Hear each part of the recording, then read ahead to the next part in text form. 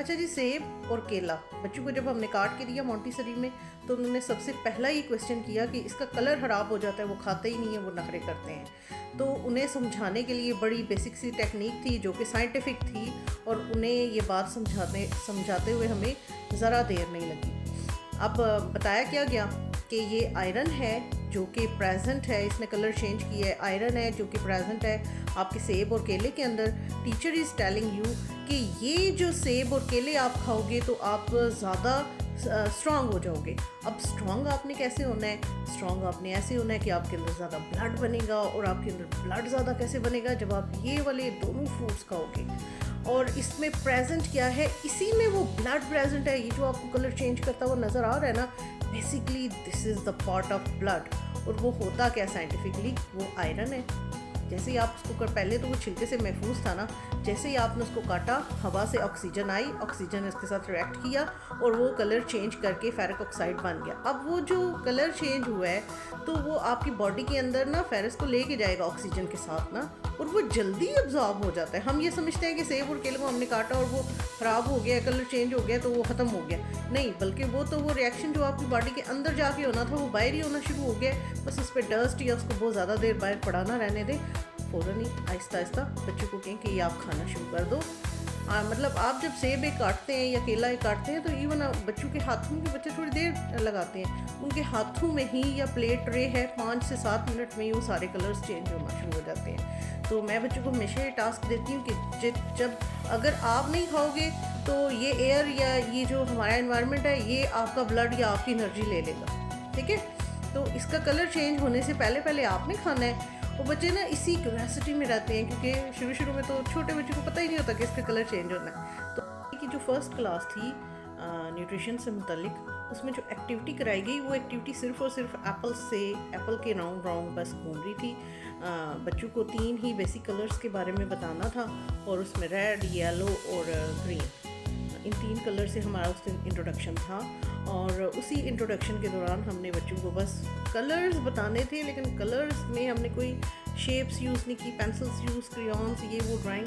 हमने सिर्फ और सिर्फ उन्हें बताया कि एप्पल इन 3 कलर्स के, उन्हीं की वर्कशीट्स बनी हुई थी और उन्हीं पे बच्चे कलर कर रहे थे। और फिर उन्हें ये बताया गया था कि अब नेक्स्ट आप अपने घर में पिक्चर बनाएंगे या वीडियो बनाएंगे जब आप एप्पल खाएंगे, और वो ईटिंग वीडियोस जो है ना वो आपने अपने टीचर्स को सेंड करनी है इस पूरे वीक में जब भी आपने खाना है। तो जिसकी द बेस्ट वीडियो होगी, द बेस्ट सैलेड होगा, उसे हम स्कूल की वेबसाइट पे, स्कूल के जो मीडिया अकाउंट्स हैं वहाँ पे करेंगे, अपलोड भी करेंगे। तो इस वाली एक्टिविटी ने हमें बड़ा पॉजिटिव रिस्पॉन्स दिया।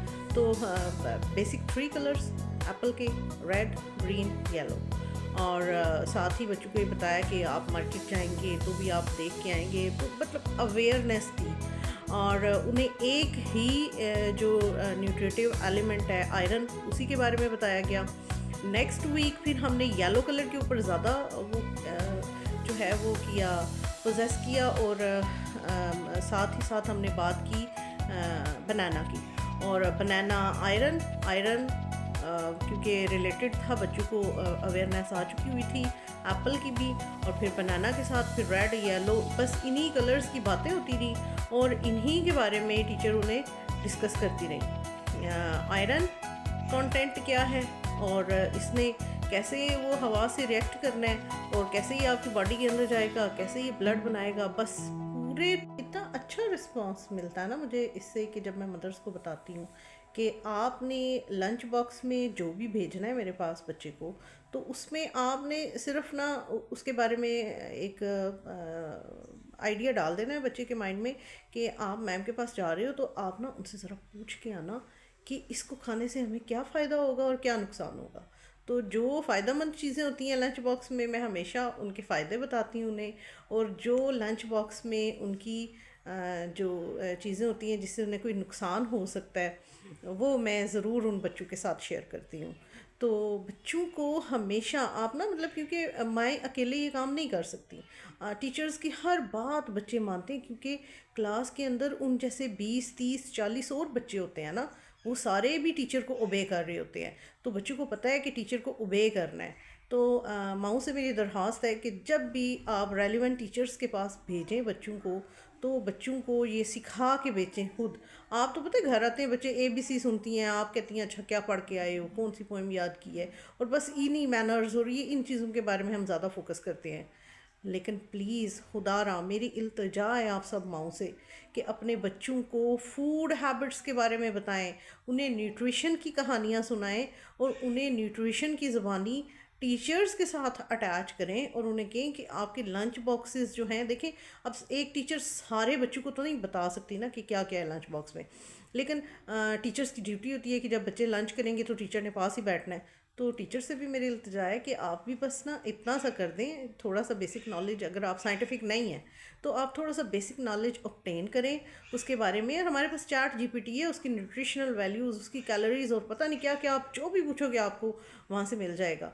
तो थोड़ा सा होमवर्क इस चीज़ पे कर लें। तो बच्चों को हमने सिर्फ ये सिखा